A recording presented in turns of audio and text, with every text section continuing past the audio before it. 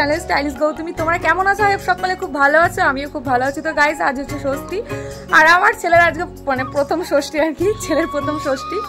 তো সকাল সকাল আমরা উঠে মানে কি বলবো, এখন বাজে 9টা, 9:30 বাজে। আমরা কেউই এখনো রেডি হতে পারিনি, মানে মুখটা পর্যন্ত ধুতে পারিনি। মা তো সকাল থেকেই আয়োজন শুরু করে দিয়েছে, আর আমরা একটু সকাল সকালে যাবো, কারণ ষষ্ঠীর দিন কি হারে গরম পড়ে সেটা তোমরা সবাই জানো। তো আমি এইমাত্র ব্রাশ নিয়ে আসলাম, ব্রাশ করবো, দেন স্নান করে নেবো, তারপর তোমার সাথে দেখা করছি।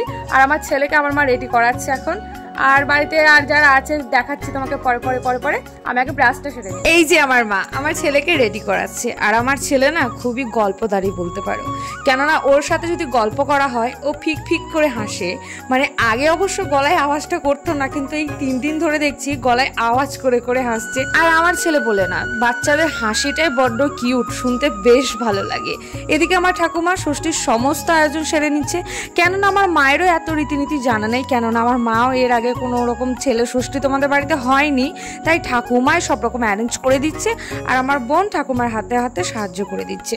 এই ভাগে আমি স্নানটাও সেরে নিলাম, কেননা শাড়ি টাড়ি পরার ব্যাপার আছে। শাড়ি অবশ্য অনেক দিন পর পরছি, আর আমি প্রত্যেকটা অকেশনে, যে কোনো অকেশনে বলো না কেন, এই আলতা পরবো মনে করে আলতাটাই পরা হয় না, তাই আজকে শাড়ি পরার আগেই কিন্তু আলতাটা পরে নিই। তারপরে রুমে চলে আসলাম রেডি হতে, আর এই সুটকেস ভর্তি করে আমি সাজ এনেছি। না সাজ না, উপরে অবশ্য আমার অনেক জামা কাপড়ও ছিল, আর এখন তো বাচ্চা হয়ে গেছে, ওর একটা আলাদা প্যাকেজ লাগছে, আমার আলাদা প্যাকেজ হয়ে গেছে। প্রথমে যে শাড়িটা দেখালাম ওটা ছিল আগের ষষ্ঠীর শাড়ি, আর এই ব্লুটা এখন ষষ্ঠীর জন্য নেওয়া হয়েছে, কিন্তু ব্লুটা আমি পরবো না। ওই জরির কাজগুলো গায়ে ভোঁকে, আর এই গরমে আমি একদমই পরে থাকতে পারবো না, তার উপর থাকবে আমার কোলে বাচ্চা। তাই আমি আগের ষষ্ঠীর শাড়িটাই পরে গেছিলাম, কেননা ওটা ভীষণ নরম আর পরে খুবই আরাম পাই। লোককে দেখানোর জন্য যে নতুন শাড়ি পরতে হবে এমনটা আমার মতে বলে না করাই উচিত, কারণ নিজের যেটা ভালো লাগবে, যেটাতে তুমি শান্তি বোধ করবা, সুস্থ বোধ করবা, সেটাই করা ভালো। তারপরে চলে আসলাম ষষ্ঠী তলায়। এখানে যে সমস্ত রীতিনীতি করতে হয় সব রকমই করলাম, আর বিভৎস গরমের মধ্যে রোদের মধ্যে ছিলাম, দেখতেই পাচ্ছ। আমার ভয় করছিল আমার ছেলে চিটপিট না করে, কিন্তু সত্যিও একদমই নড়াচড়া করি না, চোখ খুলেও দেখেনি। গিয়ে থেকে যেহেতু আমি নিয়েছিলাম নিয়ম কানুনের জন্য, তাই হাতে প্রচন্ড ব্যথা করছিল, তাই ছোট বোনকে দিলাম, আর মেজ বোন তো ওদিকে আরো সমস্ত যে সমস্ত ফল প্রসাদ ওগুলো বিলোতে হয়, অনেক কিছু করতে হয়, ওগুলোই বোনও করছিল। যাই হোক, আমরা ষষ্ঠী কমপ্লিট করে ছবি টবি তুলে সোজা বাড়ি চলে আসি।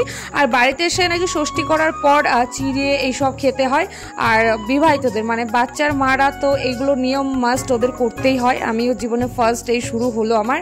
তারপরে কিন্তু কারেন্ট চলে গেছিলো, আর এখানে বসে রয়েছি, মানে কি করব বুঝতে পারছি না, এতটাই গরম। একটু ভালো করে ফলো করলে দেখতে পাবে আমি পুরো স্নানই হয়ে গেছি।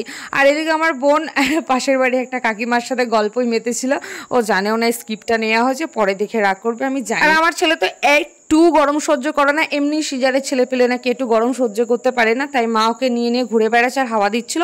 আর আমরা তো গরম সহ্য না করতে পেরেই সোজা চলে গেলাম বিকেল দিকে ওই ঠাকুমার বাড়ির ওইদিকে, কারণ ওইদিকে বাস যায়, আমবাগান রয়েছে, প্রচন্ড ঠান্ডা। এটা আমার ছোট কাকুর বাড়ি। এখন তো আমার সোনা পাপাকে বার করা যাবে না, যেহেতু খুবই ছোট, সবে 2 মাস পূর্ণ হলো ওর। যাই হোক, আমরা হাওয়া টাওয়া খেয়ে বাড়ি ফিরে গেলাম, আর গিয়ে এই প্লাবন আমার পুচকুটাকে আদর করতে বসেছে, আর সন্ধ্যাবেলা এনেছিল চপমুড়িটা খেলাম। তো আজকের মতো ব্লগটা এখানে এন্ড করছি। কেমন লেগেছে অবশ্যই কিন্তু কমেন্টে জানিও আমাকে।